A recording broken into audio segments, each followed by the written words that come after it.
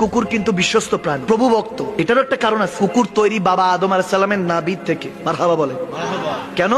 যখন বাবা আদম আলাইহিস সালামকে তৈরি করা হয়েছিল, উসজুদু লিল্লাহি আদম, আদমকে সেজদা দেওয়ার কথা ছিল, সবাই সেজদা দিয়েছে ইল্লা ইবলিস, ইবলিস ছাড়া। ইবলিস করেছে বাবা আদমকে যখন তৈরি করেছে, থুতু নিক্ষেপ করছিল, নাউজুবিল্লাহ। থুতু নিক্ষেপ যে জায়গায় করছে, ওই জায়গার মধ্যে থুতু যে পড়ছে, আল্লাহর হুকুমে জিবরিল আমিন ওই জায়গাটাকে, নাভি থেকে ওই মাটিটা সরিয়ে নিয়েছে। ওই জায়গায়, এই জন্য আমাদের নাভি, বাবা আদমের শাকাল নিয়ে তো আমরা বনি আদম, আদম সন্তান, তো ওখান থেকে নিয়ে একটা কুকুর বানিয়েছিলেন আল্লাহ। এই জন্যই কুকুর বিশ্বস্ত। সুবহানাল্লাহ বলে।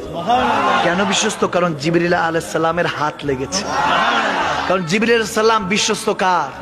আল্লাহ। সমস্ত ফেরেশতাদের সম্রাট জিবরিল আমিনের হাত লেগেছে বিধায় বিশ্বস্ত। আর প্রভু ভক্ত মানুষকে কেন কুকুর দেখবেন, একটু ওই মানুষ দেখলে যদি একটু বিস্কিট দেন, দেখবেন লেজটা লড়াইতে থাকে, ঠিক কিনা?